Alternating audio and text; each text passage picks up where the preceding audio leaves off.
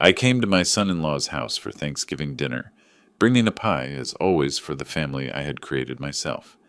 There were 30 people sitting at the table. Laughter, toasts, unfamiliar faces in my home. And he, with a fake smile. "There's no place for you here?" The betrayal hit me like a knife. I didn't argue. I just whispered, "You have 30 days to leave the house I paid for. The consequences will change everything." Before we continue, please subscribe to the channel and write in the comments what time it is where you are now. The November cold bit through my jacket as I walked up the path to Alma's house, carrying the apple pie I'd baked that morning. Same recipe I'd used for 30 years. The windows glowed warm yellow, voices and laughter spilling out into the dark evening. I'd parked on the street because the driveway was packed. A Mercedes, 2 BMWs, a Tesla. Cars I didn't recognize. New landscaping lined the walkway. Japanese maples in ceramic pots, each one probably worth $300. The patio furniture looked expensive too, all teak and stainless steel. When had they gotten all this? Hosea opened the door before I could knock. His smile stretched wide across his face, but his eyes stayed flat. "Sorry, Neil, but we weren't counting on you. The table's full, 30 people, and there's no room for you." The words came out casual, almost cheerful, like he was commenting on the weather. I stood there with the pie in my hands, my mouth half open. Through the doorway, I could see the dining room crammed with strangers, men in polo shirts and khakis, women with wine glasses laughing, nobody I knew. Alma appeared behind her husband. She looked past my shoulder, wouldn't meet my eyes. An empty chair sat against the far wall, right there in plain sight. I could have said something, could have pointed it out. Instead, I set the pie down on the entry table, careful not to let it tip. The ceramic dish made a soft click against the wood. I turned around, walked back down the path. The door closed behind me. No call to wait, no apology, just the clean click of the lock, and then the party sounds continued, like I'd never been there at all. My truck felt like ice when I climbed in. I gripped the steering wheel until my knuckles went white, forcing myself to breathe slow and steady, in through the nose, out through the mouth. Techniques I'd learned managing fire emergencies for 35 years. The drive home took 20 minutes. Every red light felt like an hour, 5 years ago. That's when it hit me, sitting at that first stoplight. 5 years ago, I'd sat at Alma's kitchen table, their old apartment's kitchen table, and written the check, $120,000, for the down payment on this house. Hosea had looked me right in the eye. "This means everything to us, Neil. This house, this neighborhood, it's our dream. We'll pay you back when we can, but honestly, you're giving us our future." Alma had hugged me so tight I could barely breathe. "You're the best dad in the world. I don't know how we'd do this without you. This house is going to be where our kids grow up, where you'll have Thanksgiving dinners with us forever." Forever lasted 5 years. I pulled into my driveway. The house was dark. I left it that way, walking through rooms lit only by streetlights coming through the windows. My coat stayed on. I dropped into my recliner and stared at the framed photo on the side table. Alma at 7 years old, gap-toothed, holding up a fish we'd caught together. That little girl was gone. Had been for a while, probably. I'd just been too stupid to see it. After an hour, maybe 2, I stood up. My legs were stiff. I walked to my office and opened the safe with steady hands. The loan documents sat right where I'd filed them 5 years ago. I pulled them out and spread them across my desk. The overhead light was harsh, made everything look clinical, made everything look clear. I read every word, read them twice. By the third time, I wasn't angry anymore. Anger burns hot and dies fast. What I felt now was colder, sharper. I'd spent 3 decades running into burning buildings. I knew how to stay calm when everything around you was chaos. I knew how to make a plan, how to execute it. This was just another emergency, different kind of fire, but fire all the same. I sat down at my desk and pulled out a notepad, started writing. Not everything, just the facts, dates, amounts, conversations I could remember, word for word. At the top of the page I wrote, November 28th, 2024, the night I stopped being a fool. My phone sat silent on the desk. I knew it would stay that way. Alma wouldn't call, wouldn't text. She'd made her choice when she stood behind her husband and looked away. Outside, the rain started. Soft at first, then harder. The kind of Portland rain that lasts for days. I kept writing until my hand cramped, until the notepad filled with 2 pages of careful notes. Then I put everything back in the safe except one document, the loan agreement from 2019. That one I left on my desk where I'd see it first thing in the morning. I finally went to bed around 3. Didn't sleep much. Kept seeing that empty chair against the wall. Kept hearing the door close. I woke up in my recliner. Never made it to the bedroom after all. Gray morning light filtered through the windows. The rain had stopped, but the sky hung low and dark. December 1st. My office door stood open. The safe, too. Documents still covered the desk from where I'd left them. My phone sat on the coffee table. Screen black. I picked it up, checked it. Nothing. No missed calls. No text messages. The silence told me everything. I made coffee and carried the mug to my office. Sat down and started reading again. This time, I made notes. Real notes. The loan agreement was 2 pages, printed on Hosea's home computer 5 years ago. The language was vague. Deliberately so, I realize now. Loan amount, $120,000. Repayment terms, per mutual family agreement, to be determined based on financial circumstances, and goodwill between parties. Goodwill? I almost laughed. I pulled out my phone and scrolled back through old messages. Found the ones from 2019. Hosea's texts about how grateful they were, how they'd never forget.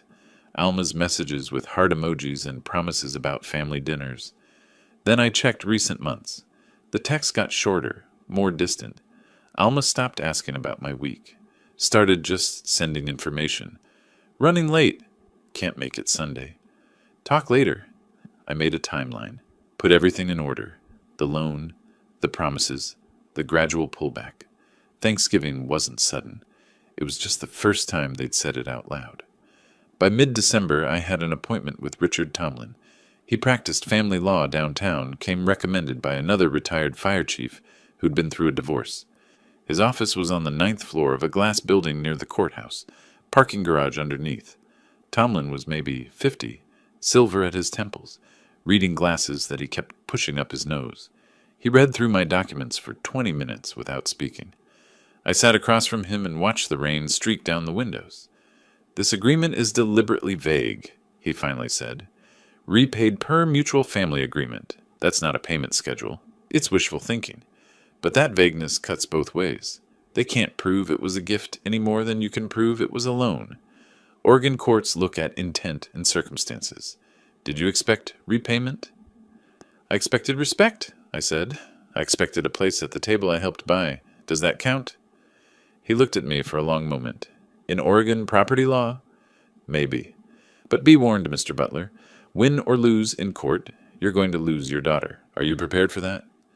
I thought about Thanksgiving, about the door closing, about 5 weeks of silence.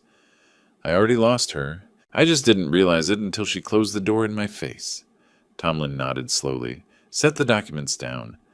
"Then let me explain what we can do." I drove past Alma's house 3 times over the next 2 weeks. Never stopped, never slowed down too much. Just observed. The expensive cars stayed in the driveway. New outdoor Christmas lights hung from the gutters, the kind that cost a fortune, all synchronized and color-changing. A new patio heater sat on the deck. Through the windows I could see a massive television that hadn't been there in October. They were spending money like they had it, to burn. My money, probably. Or money they'd borrowed, thinking they'd never have to explain where the down payment came from. I kept notes. Dates, times, observations. Not because Tomlin asked me to. Because that's what you do when you're building a case, when you're gathering evidence, when you're preparing for the moment everything changes. Christmas came and went. My phone stayed quiet. I spent the day alone, which wasn't new. What was new was the notebook I kept adding to. The way I'd started seeing everything clearly instead of through the fog of hope I'd been living in. New Year's Eve, I was sitting at my kitchen table with my notes spread out in front of me, calculating interest on $120,000 over 5 years when my phone buzzed. Alma. First message in 5 weeks. "Happy New Year, Dad." 4 words. No explanation, no apology, no acknowledgement that anything had happened. Just 4 words, probably sent to her whole contact list. I stared at it for a full minute. Then I typed back, "Happy New Year, Alma." I didn't add anything else. Didn't need to. I spoke to the empty kitchen instead. This is the last one where you get to pretend everything's fine. On January 2nd, I called Tomlin's office and told them I was ready to move forward. They scheduled me for the following week. Official engagement, formal retainer, case filing, all of it. I hung up and looked around my house. Everything here I'd paid for with my own work. 35 years climbing ladders, running into smoke, making split-second decisions that kept people alive. I'd earned every dollar, spent it carefully, saved it thoughtfully, given it generously when my daughter needed it, and she'd close the door in my face. Outside, the rain started again. I watched it fall and felt nothing but cold certainty. This wasn't about the money anymore. Maybe it never had been. This was about respect, about dignity, about refusing to disappear quietly just because it was more convenient for everyone else. I pulled out the loan document one more time, read Hosea's signature, Alma's too, right there as a witness. They'd signed this thinking I'd never ask for it back, thinking I'd just accept whatever scraps of attention they felt like giving me, thinking I was old and tired and done. They were wrong. Christmas morning came gray and quiet. I sat in my living room with coffee, watching snow dust the street outside. My phone buzzed once around 10. Alma. "Merry Christmas, Dad." 3 words. No photo of grandkids I didn't have. No invitation I wasn't getting. Just 3 words. I stared at the screen for a full minute. Then I typed back, "Merry Christmas." 2 words, even less than hers. That's what we'd become. Strangers trading empty greetings. I set the phone down and picked up the composition book. Pages of notes now, dates, observations, calculations. Christmas was just another day to add to the timeline. Another day they didn't call, didn't invite me over, didn't acknowledge that anything was wrong. The snow kept falling. I stayed inside. New Year's Day felt the same. Quiet house, no plans. I spent the morning looking at Richard Tomlin's business card, turning it over in my fingers.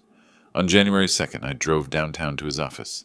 The parking garage was nearly empty, most people still on holiday. The elevator ride to the 9th floor felt longer than I remembered. This time, I wasn't coming for advice. I was coming to hire him. Tomlin had coffee waiting. He pushed the retainer agreement across his desk. I read every word, then signed on the bottom line, and wrote a check for $5,000. The pen felt heavy in my hand, but my signature came out steady. "First, we send a formal demand letter," he explained, sliding a yellow legal pad toward himself and making notes. "We'll claim either full debt repayment of $120,000 plus interest, which brings it to about $145,000, or recognition of co-ownership at roughly 40% equity stake. If they refuse both options, we file a lawsuit for partition and sale or equitable interest determination." He looked up at me over his reading glasses. "This will take months, maybe a year, and it will be painful for everyone involved." "The relationship is already destroyed," I said. "I'm just recovering what belongs to me." He nodded slowly, wrote something else on his pad. "I'll start drafting the demand letter this week." Mid-January, Tomlin arranged for an independent appraiser to evaluate the house. I didn't go, couldn't risk being seen there, but waited at home for the report. It came a week later, delivered to my mailbox in a manila envelope. I spread it across my kitchen table. 20 pages of detailed analysis, photos, comparables. The number that mattered was on page 3. Current market value, $380,000. They'd bought it in 2019 for $320,000. With the remaining mortgage balance of $180,000, the net equity was $200,000. I got out my calculator, started working through the numbers. My $120,000 represented 60% of their original down payment and closing costs. Even accounting for 5 years of mortgage payments on their end, my contribution should give me a significant stake. Maybe 35, 40% of the current equity. That could mean $70,000, $80,000 if the house were sold. But it wasn't about the money anymore. It was about making them acknowledge what they'd taken. Late January, I called Tom Chen, a realtor I'd known from the fire department. He'd helped me buy this house years back, stayed in touch after I retired. We met for coffee at a place near his office. "I need a favor," I said after we'd caught up on department gossip. You have access to public mortgage records, right? He pulled out his laptop. Sure, what property? I gave him the address, watched his fingers move across the keyboard, watched the screen populate with information. Here's something interesting. He turned the laptop so I could see. They refinanced last February, took out an additional $60,000 in equity. See these numbers? They went from owing 140 to 180. Cash out, refinance. They probably used it for that renovation you mentioned. New kitchen, new deck, fancy furniture. My jaw tightened. I kept my voice level. So they could access equity for granite countertops, but not to pay back the man who bought them the house in the first place? Tom looked at me, picked up on something in my tone. Everything okay, Neil? Everything's fine, just gathering information. I drove home and added the refinancing details to my composition book. Then I called Tomlin. I just found out they refinanced a year ago, I told him. Pulled out $60,000. While not telling me anything because they won't even talk to me, they were accessing my equity for their upgrades. Silence on the other end. Then, this actually helps us. It shows they had the ability to access equity, but chose not to repay you. It demonstrates intent to deprive you of what's rightfully yours. I'll include this in the demand letter. It strengthens our position considerably. That night, I sat in my office with everything spread before me. Wire transfers from 2019, the vague loan agreement with Hosea's signature, appraisal reports, refinancing records from Tom's search, 2 months of documentation, 2 months of being methodical, patient, observant. Now it was time to strike. I called Tomlin the next morning. Prepare the demand letter. Send it certified mail. I want them to have to sign for it. You're certain? The observation phase is over. Time for the first move. Tomlin called me early February. The letter's going out today. Certified mail. They'll have it in 3 business days. I marked it on my calendar. February 5th, the letter goes out. February 8th, they sign for it. February 9th at the latest. I waited. On the 8th, my phone rang at 2 in the afternoon. Alma's name on the screen. I let it ring 4 times before answering. Dad! Her voice came out shaky on the edge of tears. What is this? What is this letter? It's exactly what it says, a demand for repayment or recognition of ownership. You can't be serious. You're taking us to court? Over money you gave us as a gift? I gave you a loan, with a signed agreement, that you've ignored for 5 years. We haven't ignored it. We needed time. We were going to pay you back eventually. You know we were. Her voice rose, desperate. How can you do this? I'm your daughter. I thought about Thanksgiving, the door closing, 5 weeks of silence, the empty chair I could see through the doorway. Then maybe you should have treated me like your father. She started crying. Real tears or performed ones, I couldn't tell any more. Please don't do this. We can work something out. Just drop the lawyer.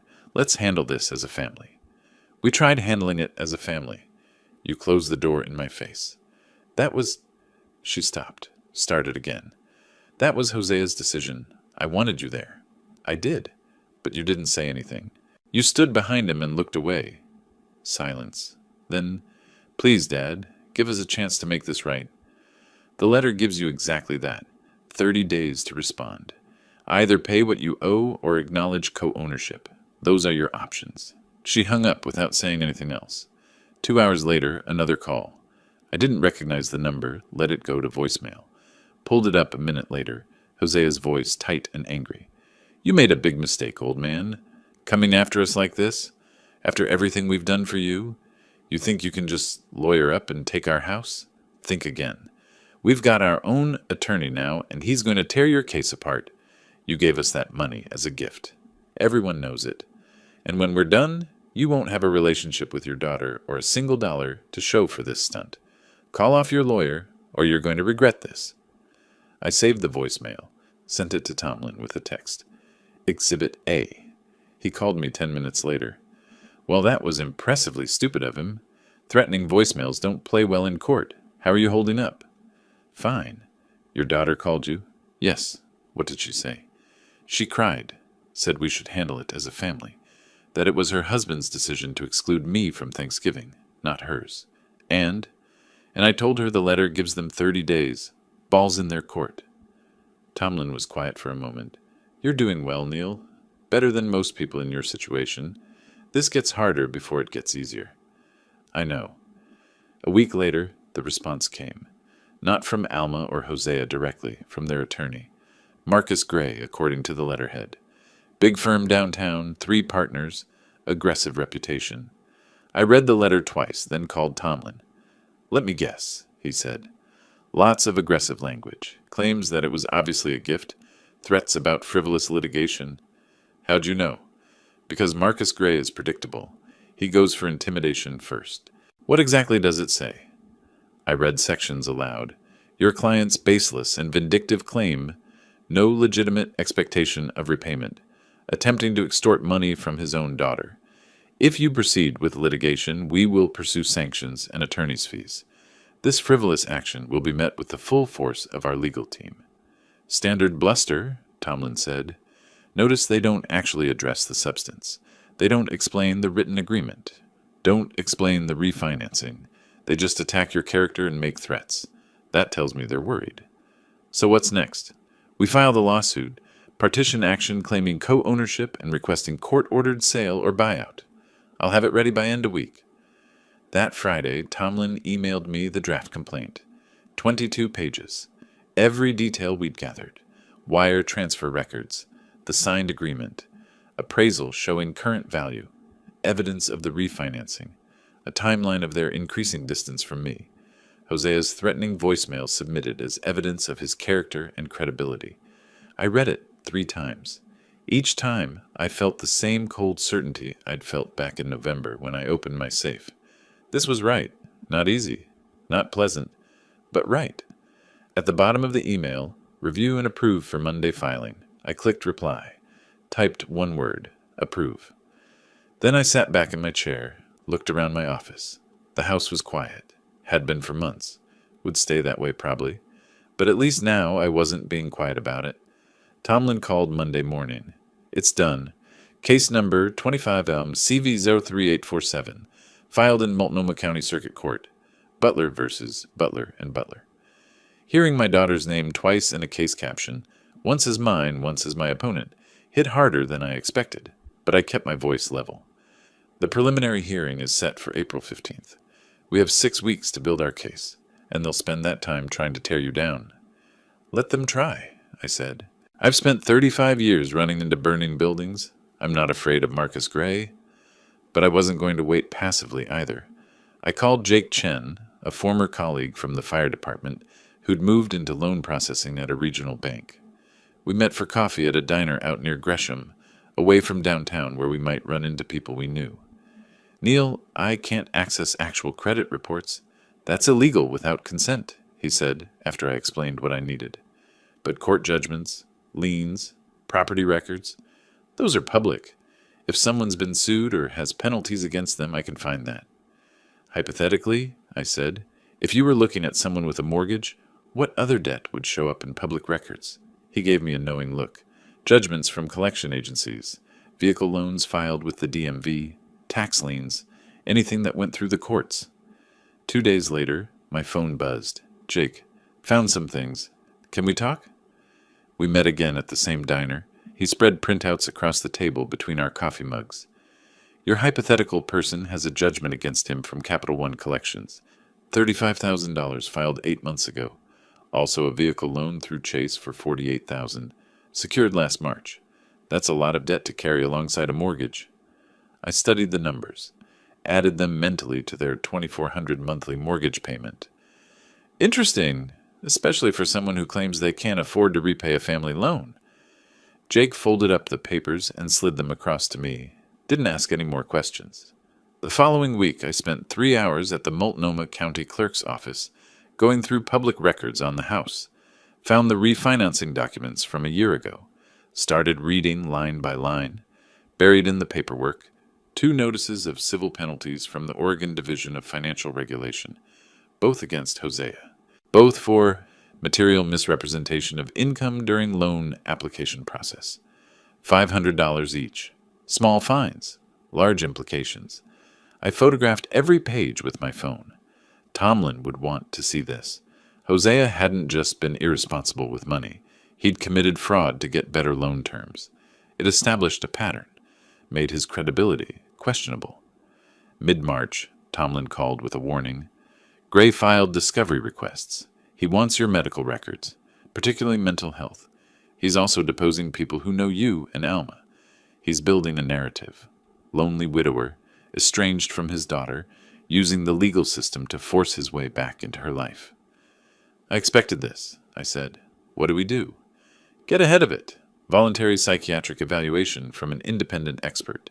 Get a clean report before Gray can paint you as unstable. I scheduled an appointment with Dr. Rebecca Foster, a forensic psychiatrist who did legal evaluations. Her office was in a medical building near OHSU, neutral territory.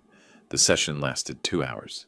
Mr. Butler, these questions may seem personal, but I need to assess your emotional state and decision-making capacity. When you decided to pursue legal action against your daughter, what was your primary motivation? Justice, I said. I contributed $120,000 toward their house. They excluded me from their lives and refused to acknowledge that contribution. I'm not trying to punish anyone. I'm recovering what belongs to me. Do you feel this decision was made in anger or grief? Neither. It was made after 2 months of careful consideration. I am a retired fire chief. I don't make impulsive decisions, especially important ones. She asked about my wife, about loneliness, about whether I felt Alma owed me attention or affection. I answered everything honestly, without defensiveness. Told her I missed my daughter, but wouldn't accept being discarded after being useful. A week later, the written evaluation arrived. I read it 3 times. Mr. Butler demonstrates full cognitive capacity, logical thought processes, and appropriate emotional regulation. His decision to pursue legal remedies for financial disputes shows rational problem-solving rather than vindictive or impaired judgment. No evidence of depression, anxiety disorders, or cognitive decline. I filed it with my other documents. Late March, I sat at my kitchen table, organizing everything into 3 piles. My evidence, Jake's printouts about the debt, the fraud penalties I'd photographed, Dr. Foster's evaluation, Gray's discovery requests, invasive questions about my wife's death, about whether I felt neglected, about my mental health. Tomlin's preliminary hearing brief, 40 pages arguing for recognition of my equity stake based on the loan agreement and their subsequent actions. I'd spent a month building ammunition while absorbing attacks. 3 weeks until the hearing. I picked up my phone and texted Tomlin a photo of the fraud penalty documents. His response came back immediately. This is excellent. This changes the narrative. See you in court. The morning of April 15th, I put on the suit I'd worn to my retirement ceremony 3 years ago. Dark gray, still fit well. Drove downtown and found parking in the courthouse garage. Went through security, emptied my pockets into the tray, walked through the metal detector. Courtroom 6 was on the 3rd floor. Tomlin waited outside in the hallway, briefcase in hand. Ready? He asked. Yes. We walked in together. Marcus Gray was already there at the defense table with Hosea and Alma. She looked smaller than I remembered, hands folded in her lap. Hosea sat beside her, jaw tight, staring straight ahead. He was wearing an expensive suit I'd never seen before. Probably bought it special for today. I took my seat at the plaintiff's table. Didn't look at them directly. Kept my focus on the judge's empty bench. Judge Hartwell entered at 9 sharp. Woman in her 50s, reading glasses on a chain, reputation for being no nonsense in financial disputes. Everyone stood. She took her seat and gestured for us to do the same. Case 25, CV 03847. Butler versus Butler and Butler. Preliminary hearing on plaintiff's claim of equitable interest in real property. She looked over her glasses at both tables. This is a family matter that's ended up in my courtroom. That's unfortunate, but here we are. Mr. Tomlin, you may proceed. Tomlin stood, laid out the facts crisply. The $120,000 wire transfer in 2019. The signed agreement, vague as it was, acknowledging the money as a loan. 5 years without repayment or communication about repayment. The refinancing that extracted $60,000 in equity while I was being excluded from family events. The fraud penalties that showed a pattern of financial dishonesty. Gray objected 3 times. Irrelevant. Prejudicial? Outside the scope of preliminary determination. Judge Hartwell overruled him each time. I'll decide what's relevant, Mr. Gray. When Tomlin finished, Gray stood up, theatrical gestures, raised voice. Your Honor, this is a vindictive action by an elderly man who feels slighted by his daughter's busy life. The money was clearly a gift. What father charges interest on helping his daughter buy a home? My clients have character statements from neighbors, colleagues, friends who will testify that Mr. Butler has become increasingly isolated and fixated on perceived abandonment. He slid a stack of papers across to the clerk. Character letters, probably. People who didn't know anything about what happened. Tomlin stood again. Your Honor, we have a psychiatric evaluation conducted by Dr. Rebecca Foster, a court-recognized forensic expert, showing Mr. Butler is fully competent and his actions are rational, not emotional.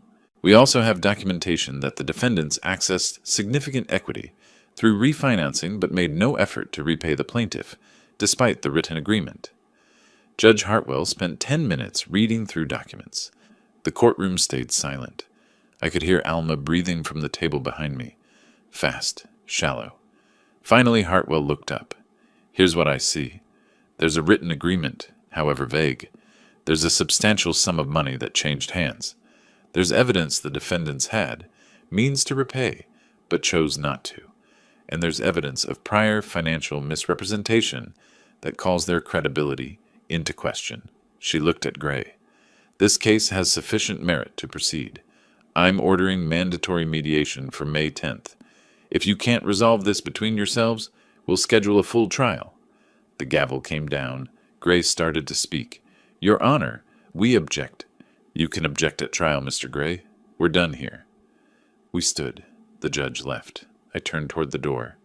That's when I saw Hosea walking toward me, Gray trying to grab his arm. You think you've won something, old man? Hosea said, voice low but sharp. You're destroying your own family for money. Alma's never going to forgive you for this. I looked at him directly for the first time. I'm not doing this for forgiveness. I'm doing it for what's right. Tomlin stepped between us. Mr. Butler, that's enough. Mr. Gray, control your client. We left through the elevator, didn't speak until we were outside the courthouse. That went well, Tomlin said. Better than I expected. Hartwell saw through Gray's performance. The fraud penalties helped. What happens at mediation? We sit in a room with a neutral mediator and try to reach a settlement. They'll probably offer something, maybe 40, 50,000, hoping you'll go away. Question is, will you take it? I'll consider whatever's fair, I said, but I won't accept being dismissed. That evening, my phone buzzed. Alma, text message. Please stop this. We can work it out. Don't let it go to mediation. Let's just talk, the three of us. I set the phone face down on the table, stared at it for a full minute, then picked it up and typed, I'll see you at mediation, May 10th. An hour later, Tomlin called. Just got word from Gray's office. They want to know our bottom line before mediation. They're nervous. Good, I said. Let them be nervous. I hung up and pulled out my files again, started reviewing everything for the next round. The weeks between the hearing and mediation crawled by. I spent them preparing with Tomlin, reviewing every document one more time. Early May arrived. The mediation was scheduled for the 10th. I drove downtown to a professional building near Pioneer Courthouse Square. The mediation office was on the 4th floor, deliberately neutral space, beige walls, generic landscape paintings, conference table with 8 chairs. Patricia Chen, the court-appointed mediator, greeted everyone at the door. Woman in her 60s, gray hair pulled back, calm face that suggested she'd seen every family dispute imaginable. She gestured us to the table. I sat on one side with Tomlin. Across from us, Alma and Hosea took their seats with Marcus Gray. Alma's face looked puffy, swollen, like she'd been crying for days. Hosea sat rigid, jaw clenched tight. Gray appeared confident, almost smug. Patricia opened with standard procedural explanation. Thank you all for coming. Mediation is voluntary and confidential. My role is to help you find common ground. She turned to me first. Mr. Butler, let's start with you. What would constitute acceptable resolution from your perspective? I'd prepared my answer, rehearsed it, Full repayment of my $120,000 contribution, plus 5 years of reasonable interest at 3%. Total $145,000. Alternatively, recognition of my 40% ownership stake in the property with immediate sale and proportional division of proceeds. Patricia wrote this down without expression. Across the table, Alma's face crumpled. Hosea leaned forward. That's not a negotiation. That's a demand. I looked at him directly. You demanded I leave your doorstep on Thanksgiving. Consider this my counter-demand. Patricia called for a brief caucus. Gray took Hosea and Alma to a side room. They were gone 20 minutes. When they came back, Gray was smiling. After careful consideration, my clients are prepared to offer a compromise that demonstrates their good faith. They'll pay Mr. Butler $30,000 over 5 years, $500 per month. Given their financial constraints and family obligations, this represents a genuine effort to address his concerns. Patricia turned to me. Mr. Butler, your response? I didn't even look at Tomlin. No, that's 25% of what I'm owed, stretched over 5 years with no interest and no guarantee of payment. It's an insult. Gray's theatrical voice rose. Mr. Butler, you're being unreasonable. My clients are offering what they can afford. They could afford to refinance and pull out $60,000 for granite countertops and hardwood floors. They can afford a luxury SUV with a $48,000 loan. Don't tell me they can't afford to repay what they actually owe. Alma suddenly spoke up. Her voice shook. You're destroying our family. You're willing to take everything from us. Our home, our security, our future, just because you felt excluded from one dinner? One Thanksgiving dinner and you're trying to ruin our lives? What kind of father does that to his own daughter? Something broke in me. Not into rage, into hard truth. I raised my voice for the first time in 8 months. I'm destroying the family? I stood on your doorstep while 30 strangers ate dinner in the house I bought you. You closed the door in my face, Alma. You and Hosea made the choice to exclude me from your lives. I'm not punishing you. I'm refusing to let you steal from me. There's a difference. The room went silent. Even Gray looked uncertain.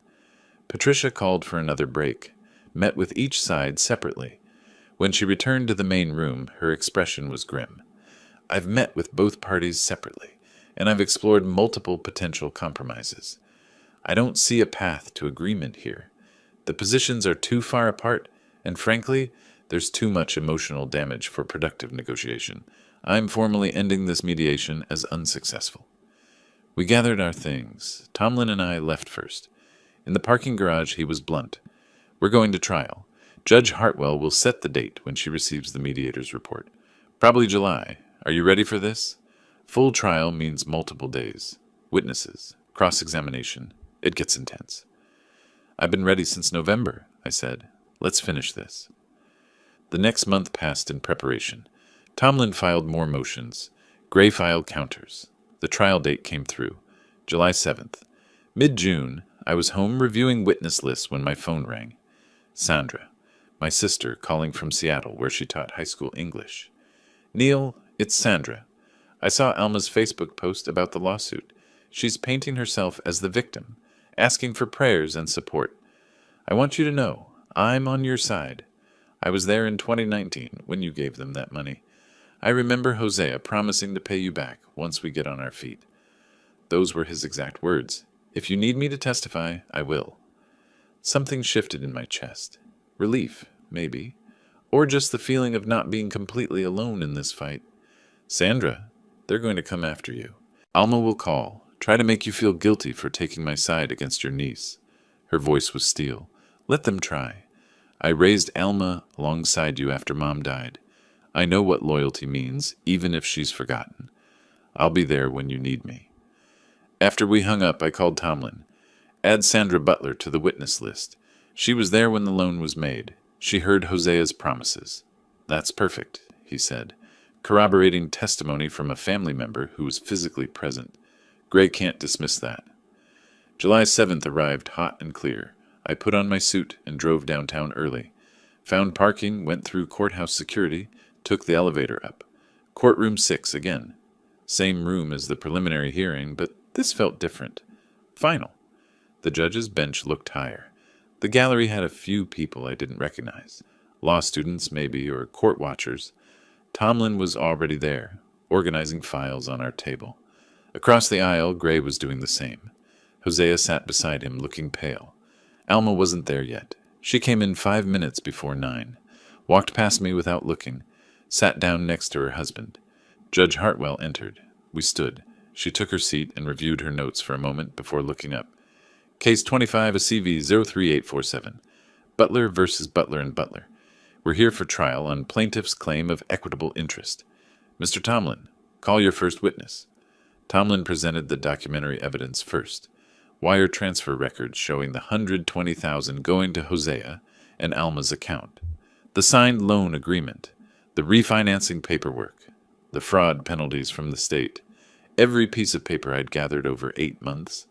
Then he called Sandra. She walked to the witness stand in a navy dress, looking composed, took the oath, sat down.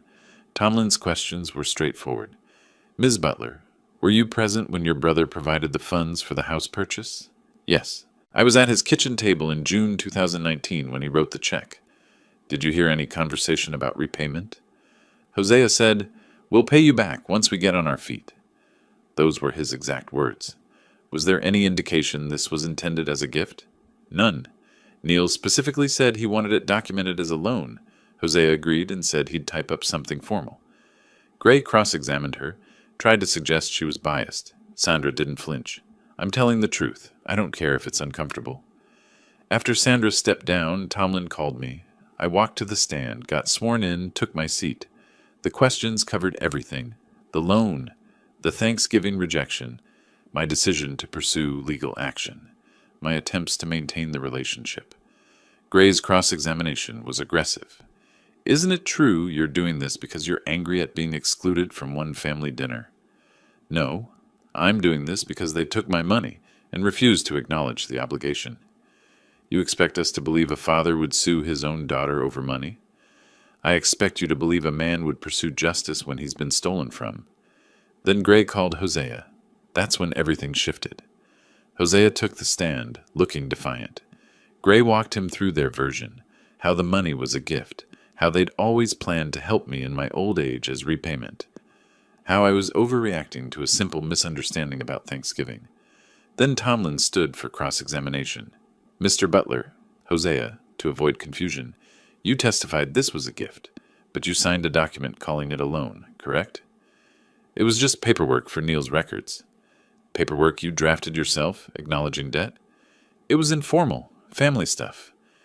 Did you tell the mortgage company about this $120,000 gift when you applied for your original loan? Hosea hesitated. I don't remember. You don't remember telling them where your down payment came from? They didn't ask for specifics. Tomlin pulled out a document. Your loan application from 2019. Line 17 asks, source of down payment. You wrote, savings and sale of previous property. You didn't mention a gift or loan from your father-in-law, did you? Hosea's face went red. It was essentially our savings because we knew he'd given it to us.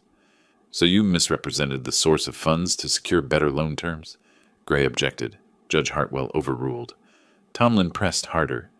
And when you refinanced last year, pulling out $60,000 in equity built partly from Neil's contribution, did you contact him about repayment then? We planned to eventually. Eventually? While buying a $48,000 SUV? We needed transportation. You needed transportation, but you didn't need to repay your debt?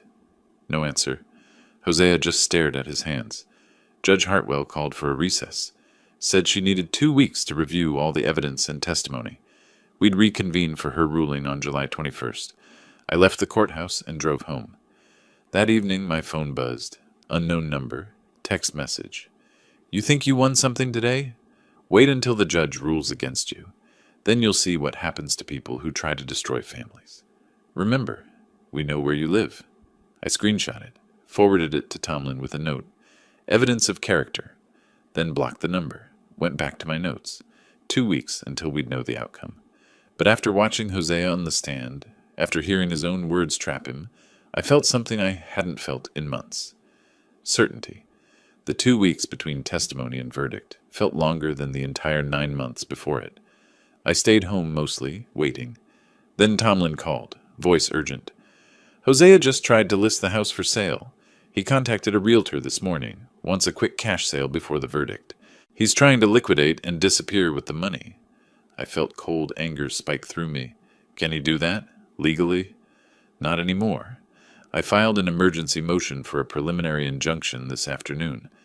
Judge Hartwell granted it within 2 hours. There's now a legal hold on the property. No sale, no refinancing, no transfer without court approval. The realtor's been notified. If Hosea tries to proceed, he'll be in contempt of court. I thanked him and hung up. Sat there thinking about Hosea scrambling, desperate, trying to hide what he'd already stolen. The thought gave me no pleasure. 3 days later, on a Thursday afternoon, someone knocked on my front door. I opened it. Hosea stood there, alone. No Alma, no Marcus Gray. He looked broken, unshaven, shirt wrinkled like he'd slept in it. Eyes red from exhaustion or tears or both. Can I come in? I need to talk to you. Just the two of us. No lawyers, no court. I considered refusing, but curiosity won. I stepped aside, gestured toward the living room. We sat. The silence stretched out, uncomfortable, heavy. Finally he spoke. I'll give you $50,000, cash, right now, today. I can have it in your hands by this evening. Just withdraw the lawsuit. We'll sign whatever you want, saying you're released from any claims. We can end this. I studied him. This was what desperation looked like up close. For the first time in 9 months, he was acknowledging I had power, that I was owed something. But the offer was still insulting, still trying to shortchange me. And more than that, looking at this broken man sitting in my living room, I felt nothing. No triumph, no vindication, just emptiness. No. Neil, please, we're family. We can work this out without destroying each other. If I take $50,000 and walk away, nothing changes. You still believe you can treat people like they're disposable and negotiate your way out when there are consequences. The court will decide what I'm owed, and you'll pay it. That's how this ends. His face hardened. You're really going to take everything from us. The house, our savings, everything we've built. You took my dignity. You closed a door in my face on Thanksgiving while strangers ate in the house I paid for. This is just making it equal. He stood, walked to my door, turned back. Alma will never forgive you for this. You know that, right? You'll spend the rest of your life alone, knowing you destroyed your relationship with your only daughter over money. I met his eyes. She stopped being my daughter when she let you shut me out of her life. What's left to forgive? He left without another word. That evening, my phone buzzed. Text from Alma. You won, Dad. You took everything from me. My home, my security, my future. I hope you're satisfied. I hope it was worth losing your daughter forever. I stared at the message for a long time. Could have responded with anger, with all the justifications I'd built up over 9 months, with the hurt I'd carried since November. Instead, I deleted it, didn't reply. There was nothing left to say. The relationship had ended on Thanksgiving. This was just the paperwork. 2 days later, Judge Hartwell issued her written ruling. Tomlin called to read it to me. You're recognized as owner of 35% of the property's equity. She gave partial credit for their mortgage payments over 5 years, which is why it's not the full 40% you claimed. But here's the important part. She's ordering the house sold at public auction with proceeds divided proportionally after paying off the mortgage. And they have to pay your court costs, $18,000. 35%. What does that mean in actual money? Based on current appraisal of $380,000 minus the mortgage balance of $180,000, that's $200,000 in equity. 35% of that is $70,000, plus your $18,000 in court costs. You're looking at $88,000 total, maybe more depending on sale price. And them? They get the remaining 65% of equity, about $130,000, minus their legal fees and court costs. After they pay off their other debts, they'll have very little left. This is a complete victory, Neil. Hartwell validated your entire claim. That evening I sat alone at my kitchen table. The written judgment lay in front of me. I read through it once, twice, 3 times. Official language, legal citations, the judge's findings that I'd proven my case, that I was right, I'd won. After 9 months of fighting, I'd proven I was right. I'd get my money back. Justice had been served. But sitting there in the quiet, I didn't feel victorious. Just empty. Hollow. I thought about the framed photo in my office. Alma at 7 holding up that fish we'd caught. That girl was gone. The woman who remained had chosen Hosea over me. I picked up the judgment, folded it carefully, filed it in my document folder with all the other papers from this case. Justice had been served. Now I had to figure out how to live with what justice cost. Early August, the house went to auction. Public sale, courthouse steps, standard procedure for court-ordered liquidations. I didn't attend. Tomlin handled everything. Called me that afternoon with the result. Sold for $375,000. Slightly below appraisal, but reasonable for a forced sale. The math worked out to $68,000 for my 35% share, plus $18,000 in court costs. Total, $86,250. They got the rest, about $127,000, before their legal fees and debts ate through most of it. The check arrived 2 weeks later. I deposited it without ceremony, paid Tomlin's final bill. What remained went into my savings account. Money I'd loaned 5 years ago, now returned with interest through the legal system. I should have felt something, relief, vindication, satisfaction. Instead, I felt nothing. One afternoon in late August, I drove past what used to be Alma's house.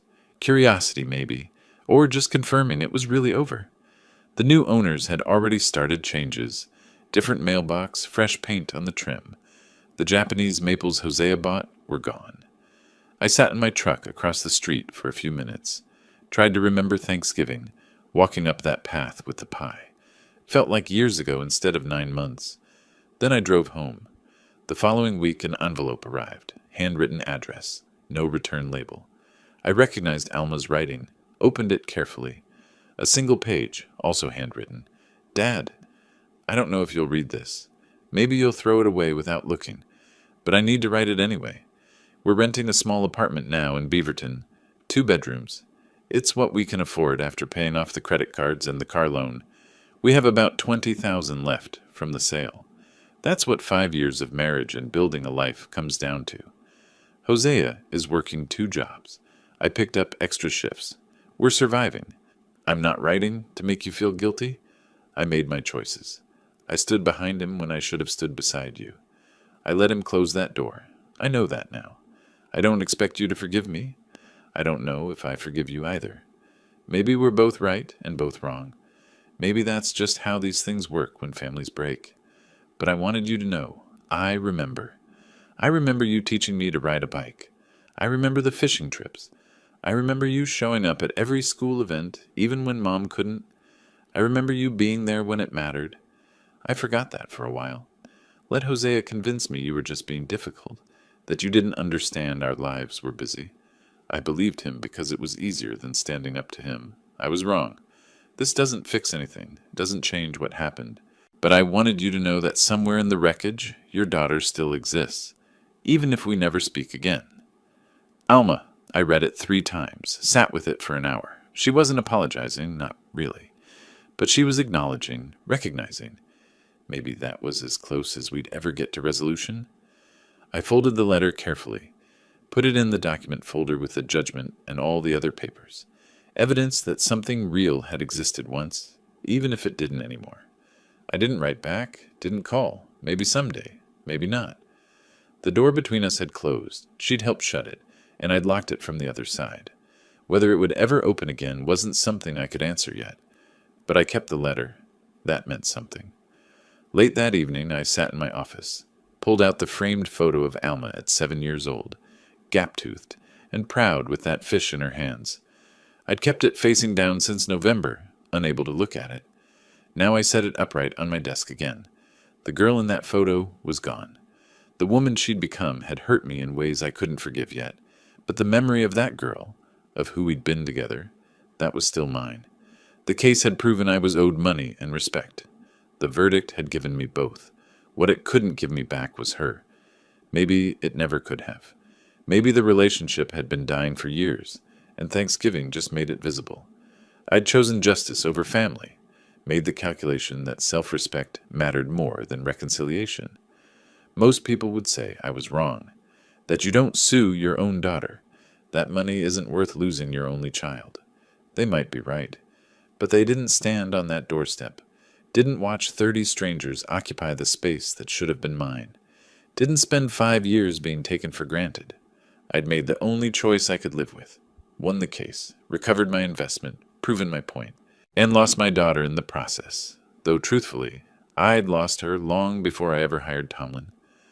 The photo stared back at me. 7-year-old Alma, frozen in time before everything got complicated, before Hosea, before the house, before Thanksgiving, when being her father was simple and clear and enough. I touched the frame gently. Then I stood up and turned off the office light, walked to my bedroom. Tomorrow would be the same as today. Quiet house, empty rooms, no phone calls from family I no longer had. But I could look at myself in the mirror, could sleep without the weight of being used and discarded, could wake up knowing I'd stood up for myself when it mattered most. Justice had cost me everything, but it had also given me back the one thing I'd lost on that November doorstep, my dignity. That would have to be enough. If you like this story, please like this video, subscribe to the channel, and share your impressions of this story in the comments. To listen to the next story, click on the box on the left. Thank you for watching.